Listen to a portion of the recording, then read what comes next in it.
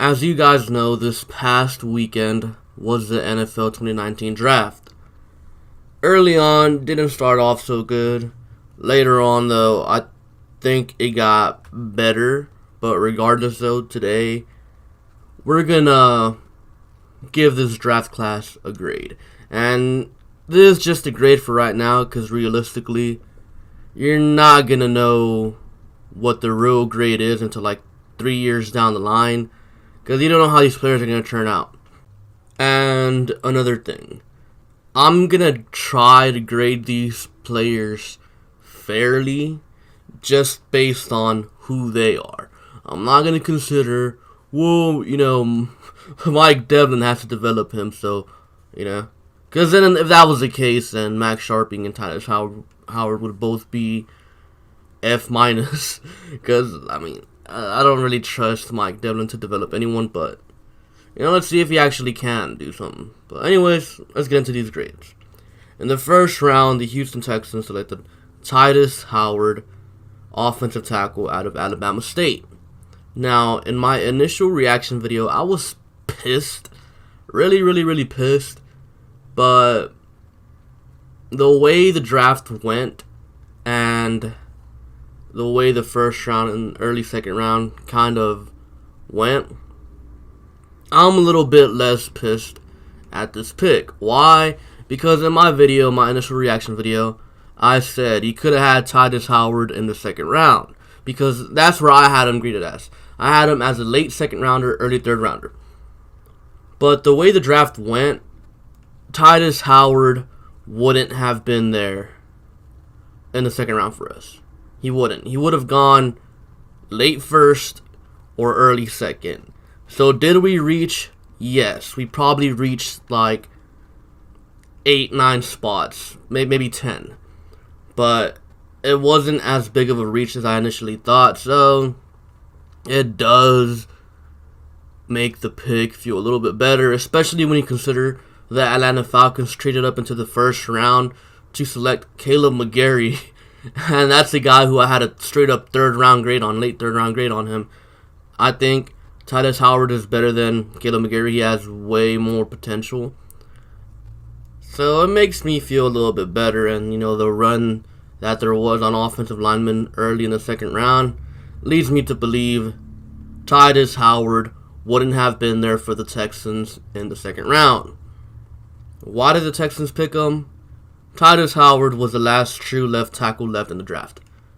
After Jonah Williams, I don't know if you want to consider him a tackle or a guard, he was one of the left tackles. Obviously, Andre Dillard and Titus Howard. Everyone else, either a right tackle or a guard. And then, of course, he had the Jawan Taylor situation where apparently he had bad knees. So we'll see how that plays out. Again, like I said, we don't know how truly good or bad this draft class will be until 3 years down the line. But anyways, Titus Howard. I'm giving this pick a C-. Why? Well, again, he was a reach, not as big as a reach as I initially thought, but he was still a reach nonetheless. And in my opinion, you don't take project players in the first round. You just don't. First round players should be automatic starters, day one starters. And Titus Howard, he could possibly start year one, but I feel like he's going to be thrown into a tough situation if he does start year one. So there's that. Now, why is Titus Howard a project player? Well, obviously, he comes from a small school. And to make the jump from a small school to the NFL, that's a huge jump. It's a really big jump. Meaning, there's like the regular college football players where they play. Well, then Titus Howard is below them because he doesn't play that big of competition. Even though he did do good against Auburn and did pretty good in the Senior Bowl. But still, to go from playing the smaller school players to practicing against J.J. Watt and Jadeveon Clowney every single day, that's a huge leap. So he's going to have to learn the speed of the NFL. And another thing with Titus Howard, and this is the easy part in my opinion, he's got to get way stronger. He's got to get way stronger. But to me, this is the easy part. He can easily get stronger. So there's really no problem there. But the main issue with Titus Howard is his hand placement. If you watch Titus Howard, when he initially, drops back into pass pro, he kind of leaves his chest exposed. So I'm pretty sure you guys have seen that video of Montez Sweat completely running over Titus Howard. Why did he do that? Why did that happen? Because he left his chest completely exposed, so Montez Sweat was able to get in there and just, bully him and throw him to the ground. He's got to have his hands closer to his chest, and when he does attack, his hands go out wide because of it. What does that create? Holding. If your hands go out wide, you're obviously going to reach for the top of the shoulder pads, and probably about 8 times out of 10, the refs are going to call that, especially in the run game. Now, in the run game, he does do a pretty good job, but again, he's got to get those hands closer to his chest and get inside the defensive lineman instead of going out wide, because that's going to get called, and it's going to let the defensive lineman get inside him and beat him. Is it fixable? Yes, probably. Does Titus Howard have potential? Yes, he does have potential. I will admit that. But he's still a project player, and I feel really uncomfortable picking a project player in round 1 because Deshaun Watson needs protection right now, not 1 or 2 years down the line. He needs it now. Now, with the next pick, the first second-round pick, the Texans selected Lonnie Johnson Jr., corner out of Kentucky. Yikes. I think this is probably my least favorite pick, but not my lowest graded pick, because Lonnie Johnson Jr. has a lot of potential. Like, a lot of it. He is extremely athletic. He's tall. I believe he's like 6'2". He's a big corner, the biggest corner I think we've ever really had. And I do like him. Don't get me wrong. I do like him. But I don't like him for the Texans. At least not yet. I see this guy as a development project again. So, round 1, Titus Howard, development player. Round 2, Lonnie Johnson, another development guy. Why is he a development guy? Well, as you guys know, the Texans have been trying to go into more of a press man defense type of thing this next upcoming season. Lonnie Johnson is a zone corner. He's a zone corner. Can he play man? Yes, if he can learn it. He's not so good in press. He gets run by sometimes. So, he's a project player, but the thing that makes him a B-, I'm giving him a B- grade, by the way. The thing that makes him a B- is just the crazy potential he has. He has good speed for his size. He ran a low 4.5. He has great length, and he's a good zone corner. But in man, in press, he's not that good, but good thing we have Jonathan Joseph. Jonathan Joseph is a smart corner, and I'm pretty sure J-Jo can teach him a thing or two so he can get better. This pick has potential, I will say that. Anyways, the next pick, also in the second round, the Texans picked Max Sharping, offensive tackle out of Northern Illinois. I'm giving this pick a B-. Again, this guy's another development player. He played left tackle and right tackle for Northern Illinois. I see him as a right tackle. I don't think he's athletic enough to be a left tackle. So I think he'd be a pretty solid right tackle for the Texans for, a good solid 8 to 12 years. I think he could be there. Not a day one starter. He can compete, push Henderson, and then eventually take Henderson's spot. Now, the problem with Max Sharping is he's the opposite of Titus Howard. Titus Howard, beautiful footwork, needs help with his hand usage. Max Sharping, he has good hand usage, but needs help with his footwork. So, what does this create? Bad leverage for Max Sharping. So there's times where Max Sharping has bad leverage, so he gets beat. But for the most part, he handles speed rushers well. He can handle the power rushers. In my opinion, an all-around solid pick. I'm pretty sure you guys have seen that stat on Twitter. If you guys have Twitter, there's a stat about Max Sharping, and he's only allowed one sack in about, I think it was like 1,300 snaps. So this guy hardly ever gets beat. So there's that. I think this guy was a good pick.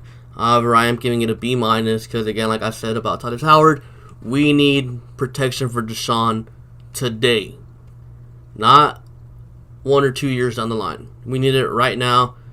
Maybe Titus Howard and Max Sharping can start this year, but in my opinion, that'd be like throwing them into the fire. Now, with our 3rd round pick, the Texans selected Kahali Waring out of San Diego State, tight end.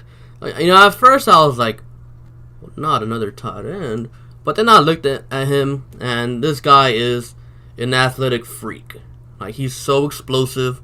He's pretty big, 6'5", 255 pounds. Obviously not, Rob Gronkowski, Travis Kelce size, but he's still a mismatch in the red zone. And I think this is kind of where they went with this pick, improving their tight end group. So now you have Jordan Thomas, Jordan Akins, Kahali Waring, and Darren Fells. So there's a possibility that they keep 4 tight ends on the team. Not exactly sure what they're going to do, but I do think Kahali Waring is definitely an upgrade to the tight end group.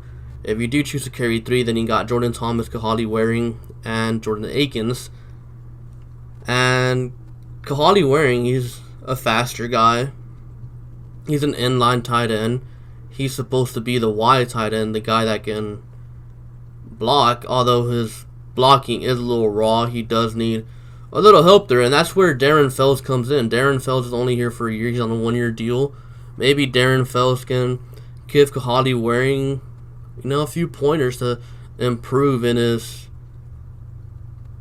blocking game, and eventually he could take over him after the season. So then our tight ends in a couple years will be Waring, Thomas, and Akins, and I'm okay with that. I mean, we have 3 young tight ends. I think with this pick, they were straight up going for red zone help for Deshaun Watson. You guys know last year we struggled in the red zone, so bring in someone else that can help out Deshaun in the red zone situation. Maybe he can help block to punch it in with the running back. Maybe he can go out there as a receiving weapon, because I do think he is a mismatch as a tight end receiving wise. Now with the next pick, this was a 5th rounder. The Texans selected Charles Omenihu, defensive lineman out of Texas. Now this pick was a complete steal in my opinion. I had this guy graded as a 3rd round pick. I think if it was any other draft class, he would have been an early 2nd rounder, because as you guys know, this draft class was filled with a bunch of talented defensive linemen. The Texans were able to get this guy in the 5th round. So it was an absolute steal. This guy, he can play as edge rusher, and he can play inside as an interior defensive lineman. Of course, his last year in Texas, he played at 265 pounds. But for the combine, he gained 15 pounds and went up to 280. I think it'd be better for him to keep those 280 pounds and move inside, and in my opinion, that's what the Texans are planning with him. They're planning on using him as a situational pass rusher. Obvious passing situations, you throw him inside, and you have him rushing from the inside, and that's something the Texans really lacked. I really love this pick. Fills one of the Texans' biggest needs. I consider it a complete steal. This pick, in my opinion, gets an A+. Now, with the 6th round pick, the Texans selected Xavier Crawford, corner out of Central Michigan. This one to me gets an A+ as well. I really love this guy. He is a great press man corner as well. He's really sticky in coverage. I mean, that's all you can really say about him. He's not going to get beat much in coverage. He does come from a smaller school like Central Michigan, and he is a little bit smaller. He's like 5'10". Some places have him listed at 5'11". He's like 185 pounds. So he's a little bit smaller, but that's okay with me. This guy is sticky in coverage. Now, why did he fall this far? Why is he a 6th round pick? Run support. He's not very good at run support. He can easily get blocked by other receivers, so there's that. He's not really much of a block shedder. And you know what? I'm okay with that. Why? Because if you look at the Texans corners in the past, Kevin Johnson, Sharice Wright, Kareem Jackson, they were all good corners in run support. Really good corners in run support. But when it came to coverage, they sucked. Like, in my opinion, a corner should be good in coverage.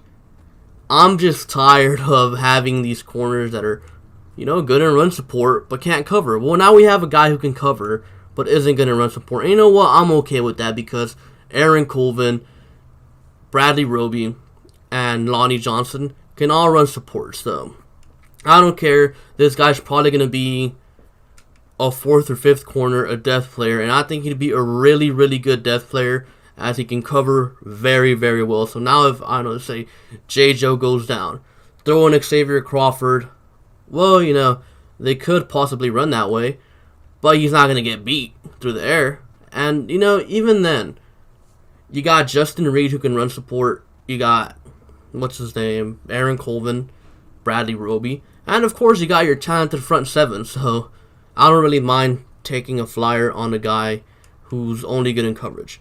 And with the last pick, the Texans selected Cullen Gillespie, fullback out of Texas A&M. Now, I really love this pick.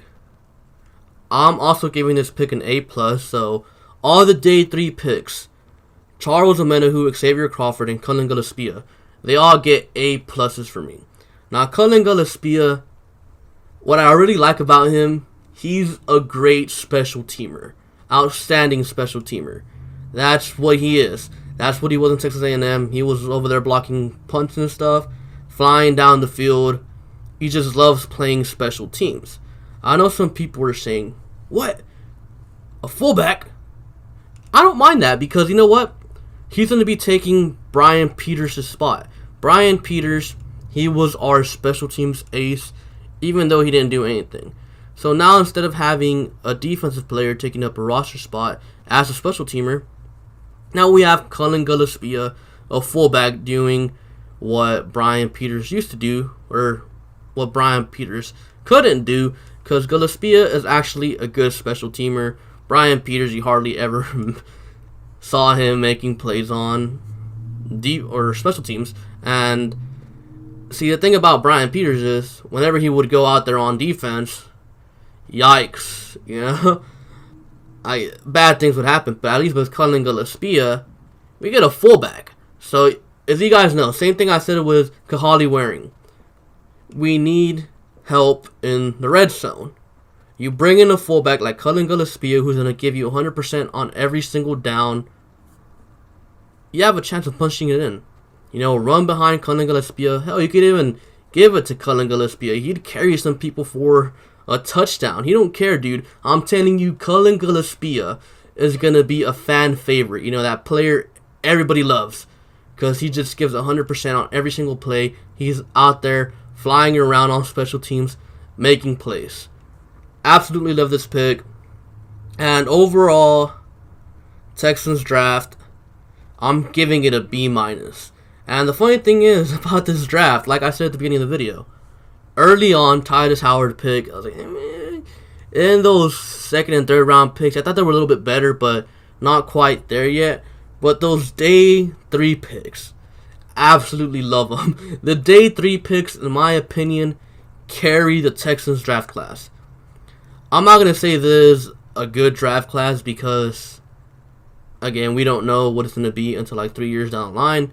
But I'd say for right now, looking at it, it's a pretty moderate draft class. I don't think it's amazing. The Texans didn't have an amazing draft. But I've seen some people say that the Texans have had a terrible draft. And I disagree with that. I just think it's a decent draft. But again, we won't know for sure until 3 years down the line. But as of right now, from the looks of it, love the day 3 picks. Pretty okay with the second and third round picks. First round pick, but we'll see how things turn out. We'll see. I do feel a little bit better about Tyler Howard than I initially felt, so I will say that. Anyways, that's all I have for you guys for today.